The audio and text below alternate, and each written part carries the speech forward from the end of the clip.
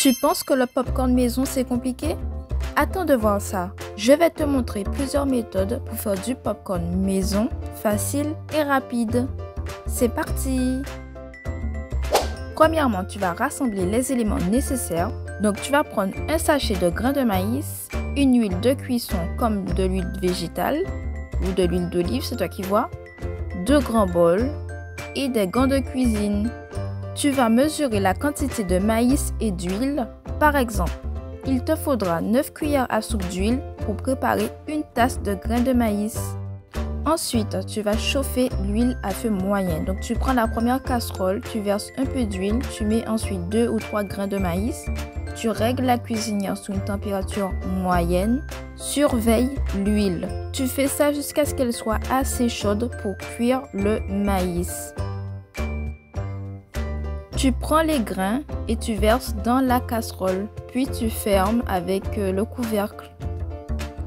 Fais chauffer pendant 20 à 30 secondes. La durée nécessaire à la cuisson du popcorn varie en fonction de la quantité de maïs que tu as préparé.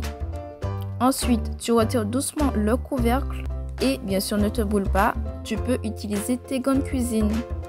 Prends un second bol, puis une grande cuillère de cuisson. Tu te sers de la cuillère pour verser le popcorn dans le second bol. Tu verses dans le second bol tout le maïs éclaté et laisse les grains non éclatés au fond du premier bol. Pour la méthode 2, ce sera des popcorn au micro-ondes. Donc tu rassembles ton matériel, donc une demi-tasse de grains de maïs, une cuillère à café d'huile végétale, une demi-cuillère à café de sel et un sac en papier. Tu vas commencer par mélanger les grains, l'huile et le sel.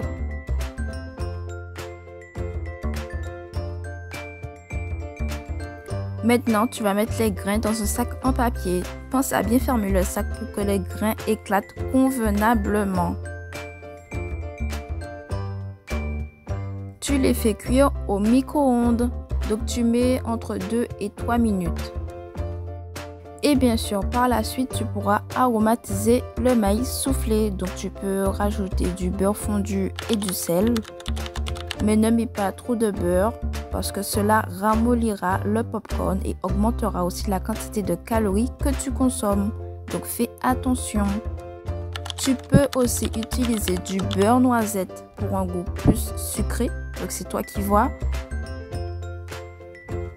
Tu peux aussi faire du popcorn au fromage ou même faire une sauce caramel.